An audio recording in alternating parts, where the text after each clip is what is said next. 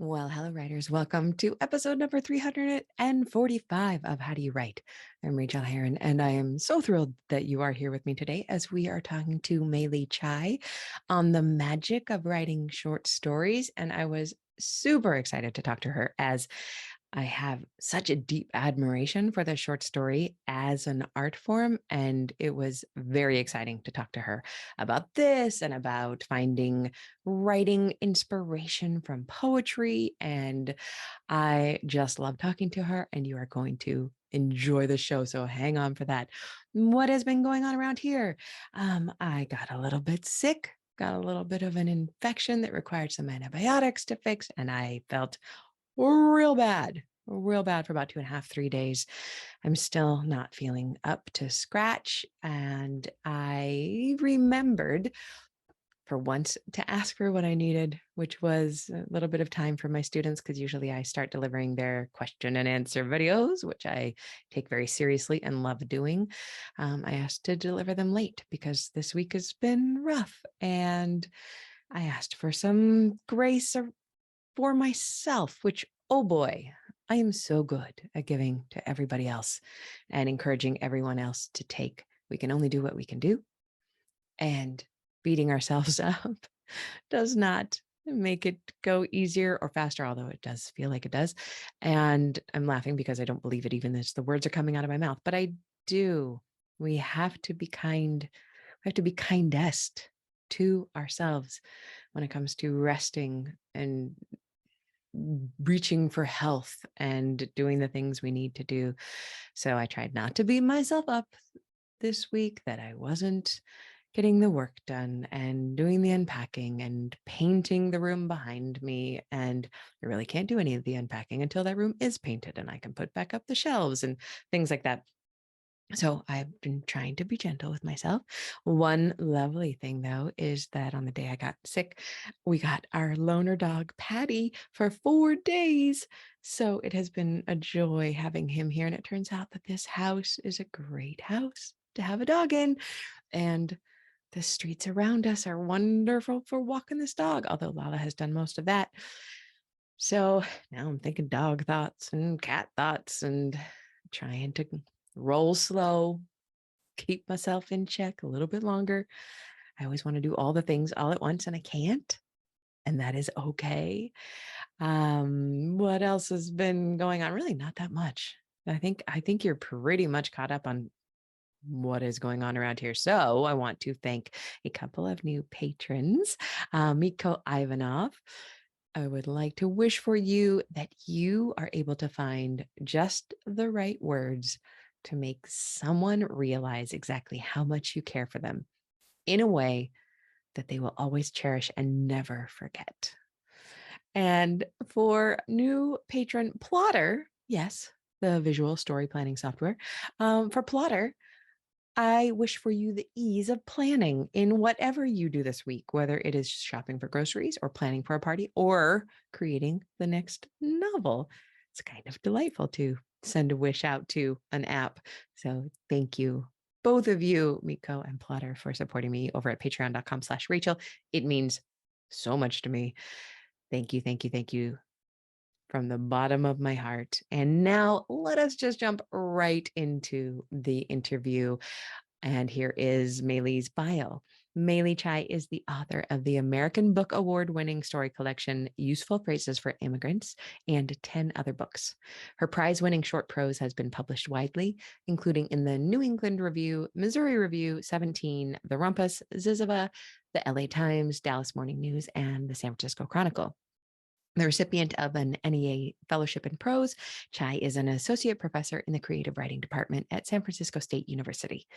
Tomorrow in Shanghai and Other Stories is her most recent release. And now, please enjoy this interview. Please enjoy your own writing and come find me somewhere online and tell me about it because I really want to know. Happy writing, my friends. Here we go. Well, I am so pleased to welcome you to the show today. Hello. Will you please share your name and your pronouns with us? Sure, thank you. My name is Mei Lee Chai, and my pronouns are she, her. Thank you. You are in the San Francisco Bay Area where a lot of my family is. How are you doing with all of the flooding? Are you okay? I'm Hey, it's been different. Yesterday we had hail. We had also simultaneous thunder, which is something I don't ever remember happening before in January in San Francisco. So a lot of tree limbs have gone down. Fortunately, like I haven't been flooded in my apartment building. But I know other people whose streets have been flooded and who've had roof damage or they've had to lose trees, and it's kind of scary.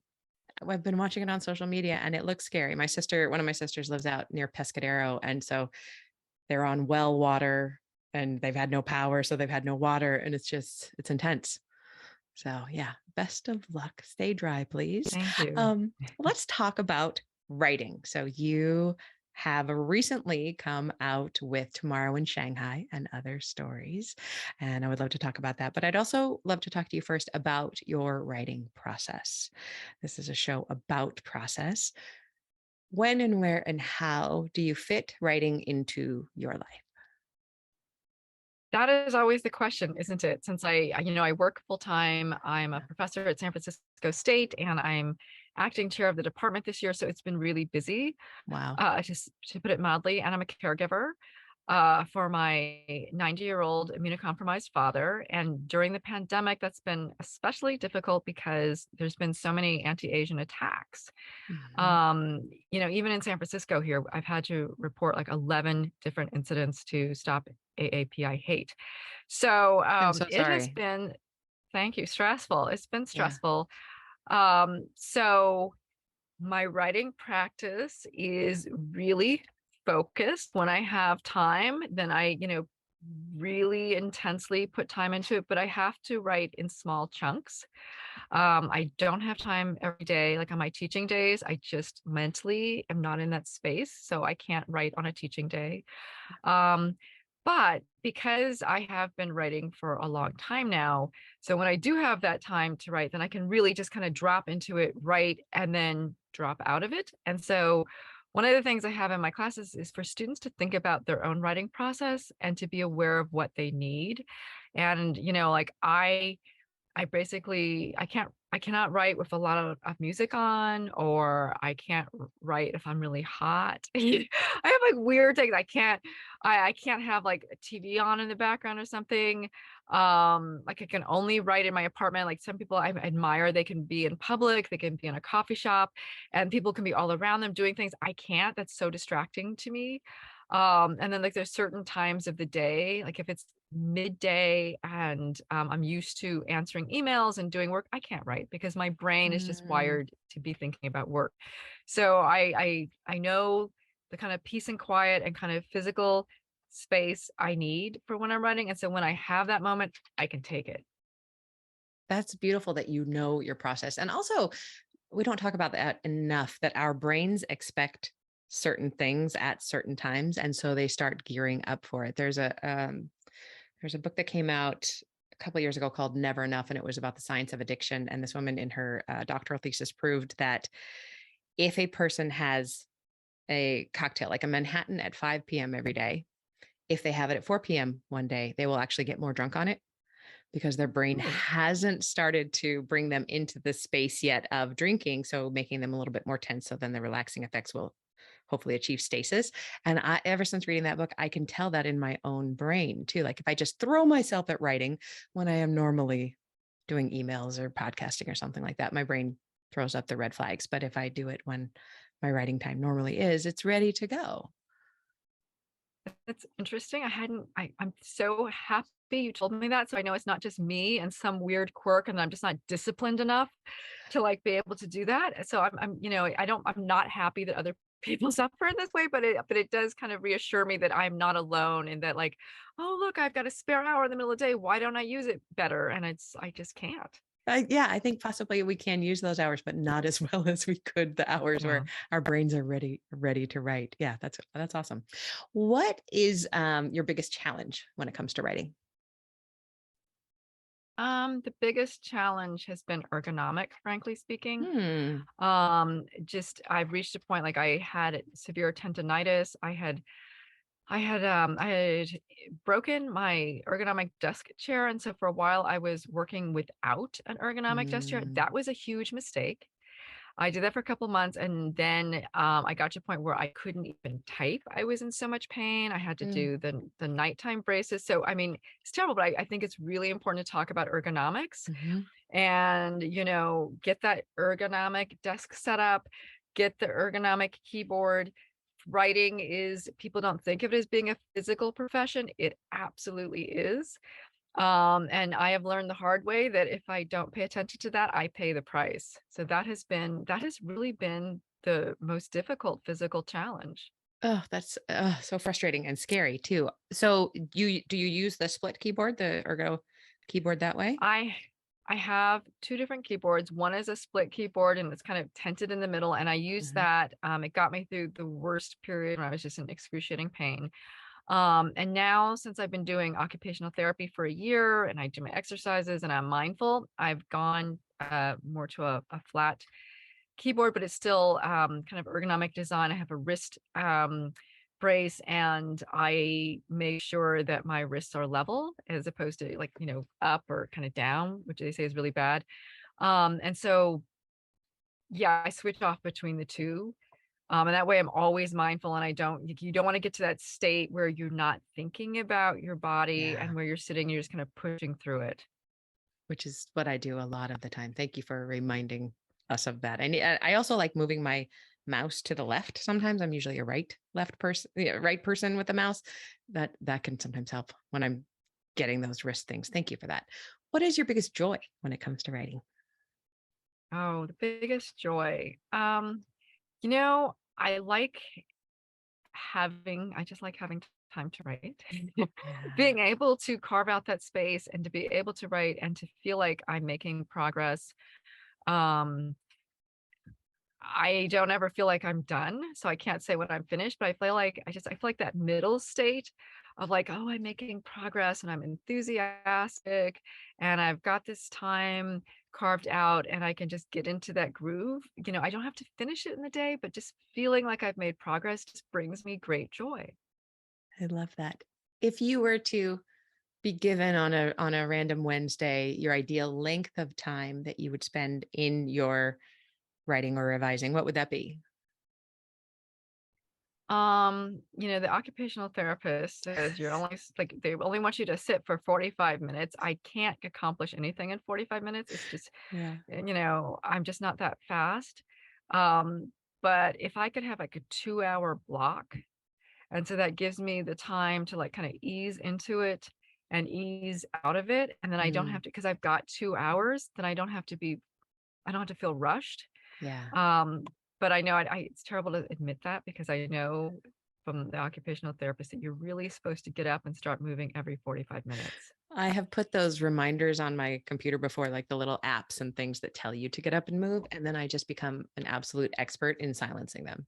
Just, I, and I don't see them after a while. Yeah. And as we're talking, I'm feeling myself sitting up straighter. And yeah. Can you share a craft tip with us of any sort? Sure. And this kind of goes into like getting like there are times, as we all have, I imagine, like I'm at an utter blank. And even if I have an ongoing project, I'll just like I can't trick my mind into letting go of the daily worries and clutter and just answering emails or appointments I've got to schedule. It's just the horrible dailiness of that. And so there's a number of like different books that are very I kind of like poetry. I don't write poetry, but I love Mm, reading poetry because I don't write poetry. And so I can just open a book and pick out a line and it'll be so interesting and so intriguing about how poets use yeah. language that it will take me out of my prosaic mind and thinking of the Mhm. lists I've got to get done, and there'll be an image or a turn of phrase that will just inspire me. And so I try to like write it for a little bit, like a free write for like 5 minutes in Mm, response to that as a prompt. And that's kind of gorgeous. resets the brain for me. Does that ever work its way into anything, or is that more like kind of a morning pages kind of thing just for you?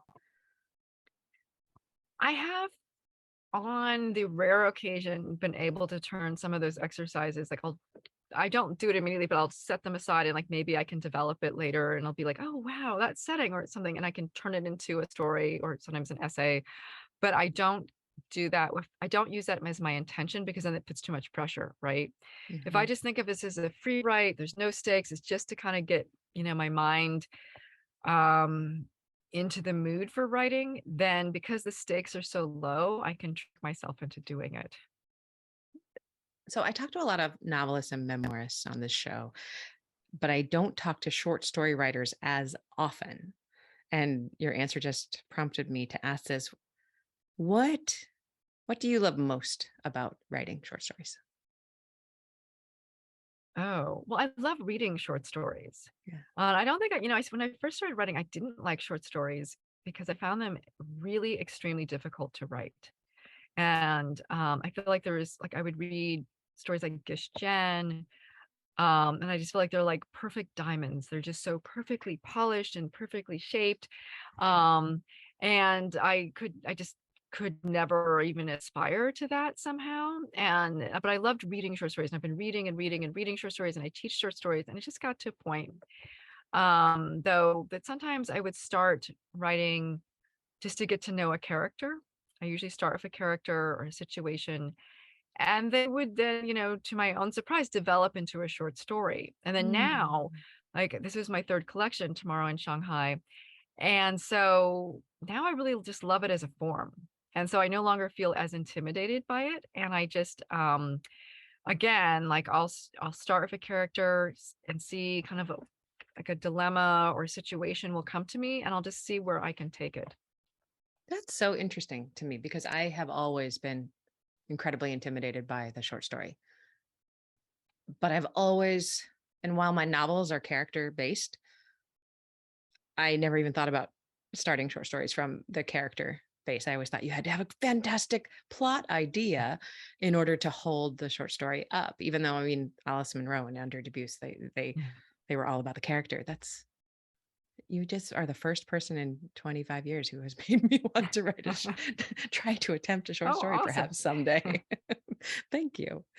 What is the kindest thing that anyone has ever done for you in your writing career? Um, well, I mean, I think I mean, it's hard to start. I feel like I've had many, many, many kindnesses, right? As you may feel, in order to have a writing career, we have to constantly have people be kind and gracious, and helpful. I feel like everything I do is dependent in some way upon the kindness, at some point in my life of someone else.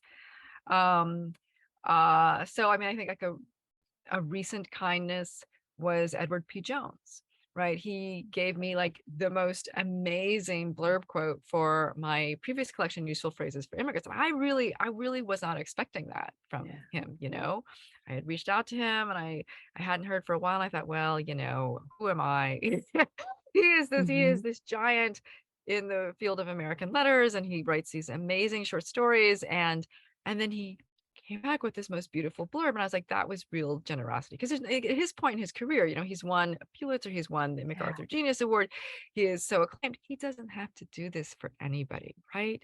And so I was just so touched and moved by that. I mean, there's all kinds of small graces that we get all the time, right?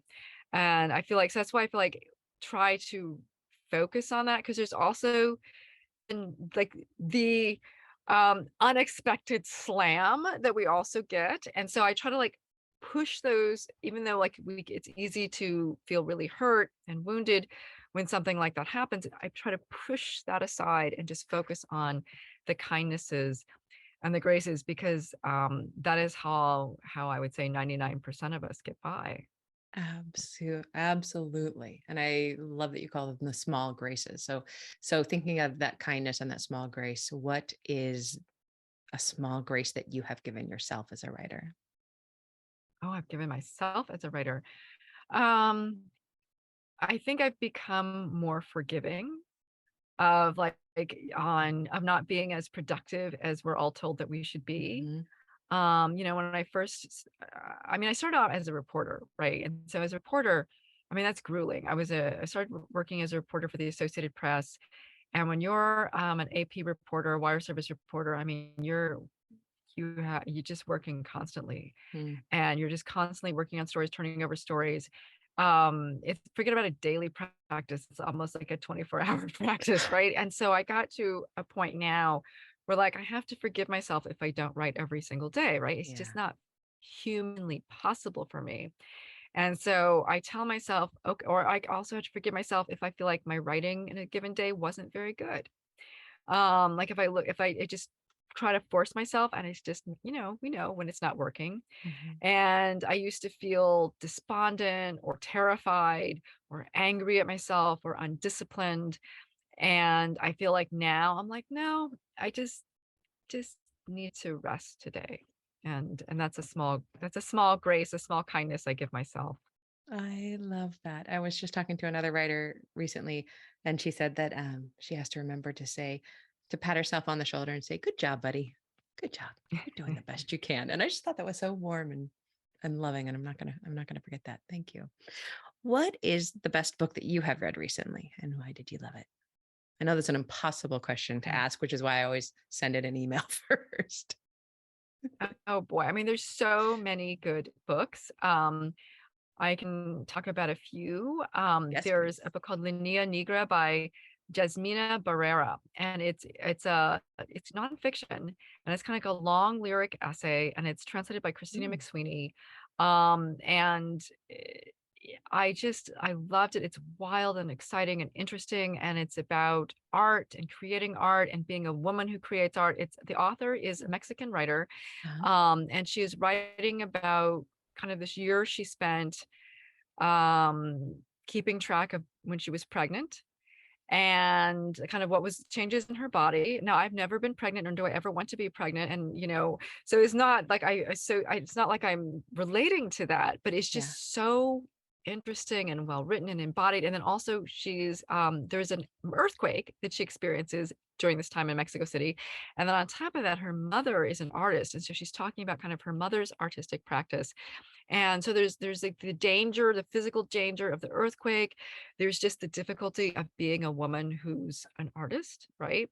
And then there's this generational story, and then there's all the changes in her body and the discomfort of that. And it was so um interesting and detailed and personal and beautiful sentences and just a beautiful translation. And she's also writing in kind of dialogue with like other Mexican women artists and indigenous women artists and writers and writing traditions and storytelling traditions, as well as other women writers around the world. And I found it kind of glorious because I feel like this is a rare narrative, right? Yeah. If you think about commercial publishing, this is not a story that I have seen told often and I not in this am way.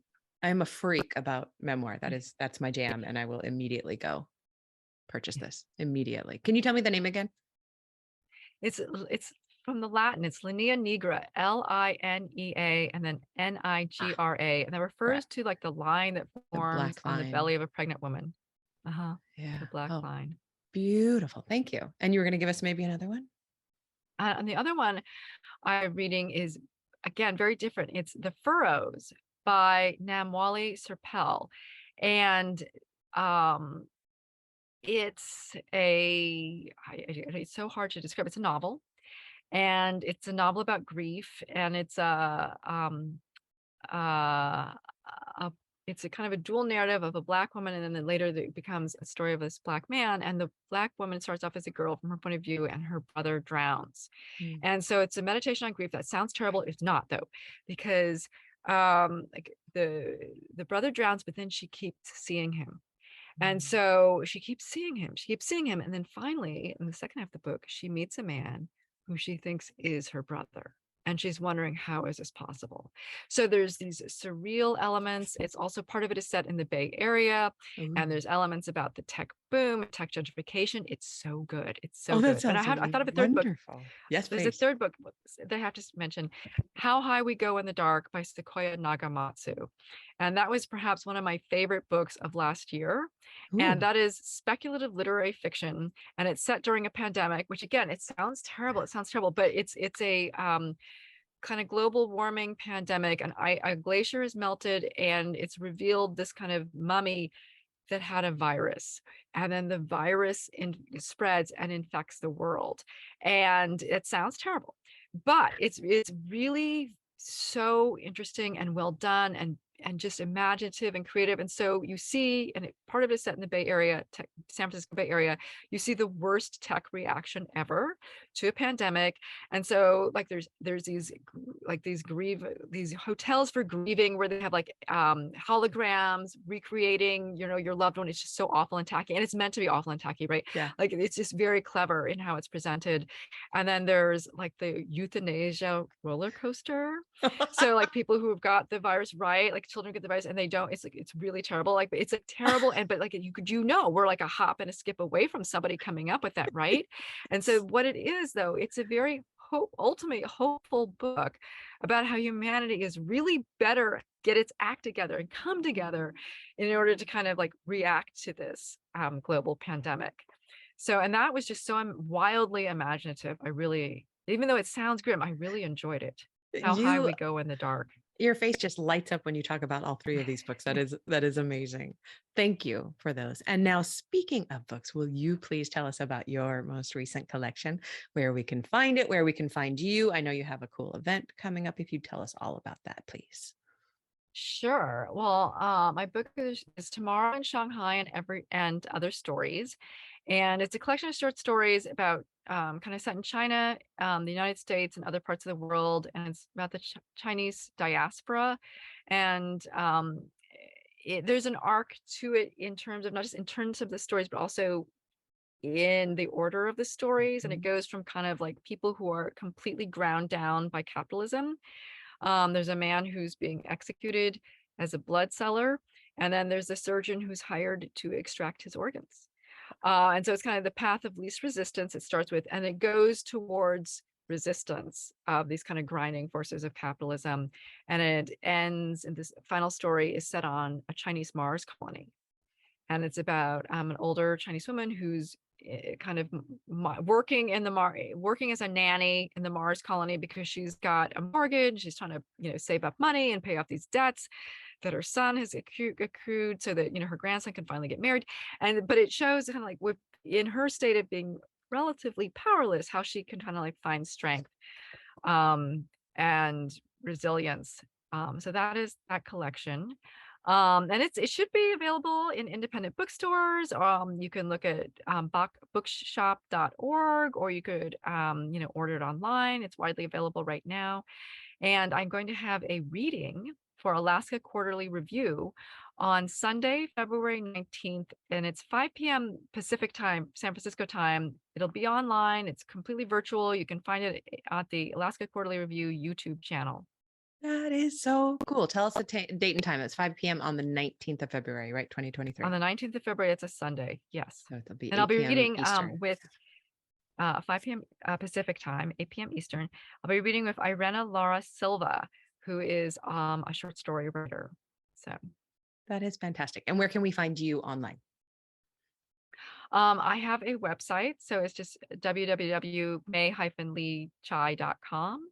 I also on Twitter, May Lee Chai on Twitter, and then I have like a Facebook public page, although I'm less active there. Perfect. Thank you so much for being here and for talking to me and for possibly inspiring me to try another short story for the first time since grad school. So, Oh, please, thank Rachel, you. thank you so much. Please write a short story.